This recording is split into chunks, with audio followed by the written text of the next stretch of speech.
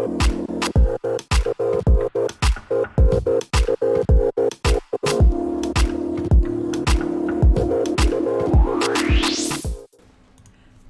and welcome back to the Neighbor Chronicle.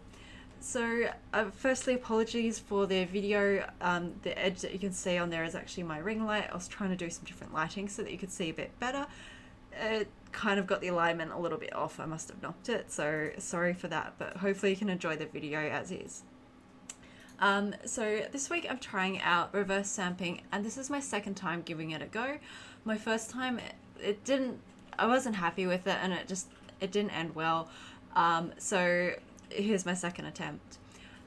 So for this design, what you do is you start from one side, move across for the image, building it up slowly so that you can create some really cool designs using a different color for each part of the object. So in this case, I used a very light fluoro green from MGU for the base watermelon, both round objects, I guess. And then use a red OPI polish for the red fleshy part of the watermelon, and then a dark green Conad for the sort of outside lines.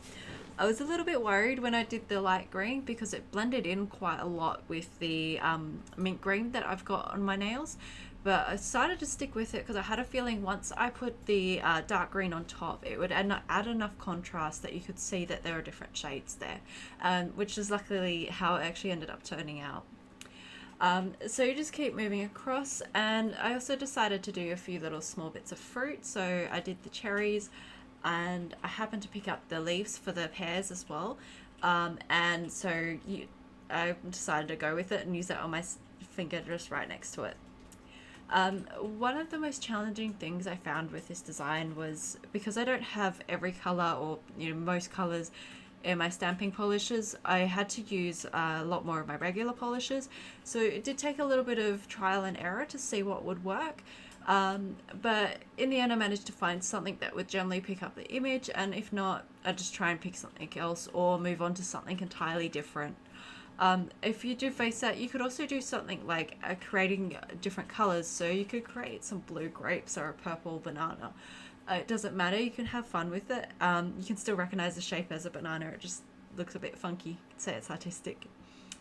But yeah, so you just keep going along, and I found the black polish created a really nice outline on the fruits, particularly some of those that were kind of hard to see with the light green polish that I had. About halfway through this I did start regretting a little bit having the light green, but I kind of wanted to create like sort of fresh, fruit kind of vibes with that base color. So overall it's a challenge to line up everything, but it was really fun, and it was kind of cool doing a different technique and seeing the results. It's definitely something that needs a bit of practice, so I highly recommend for your first time trying it on your stamping mat or a piece of paper or anything really, just to get the hang of lining things up and knowing what to do. And that's sort of where I went wrong on my very first attempt. So I hope this helps you. Let me know in the comments what you think, and let me know if you've ever tried the layered stamping technique. Don't forget to hit that like and subscribe button. Until next time, bye!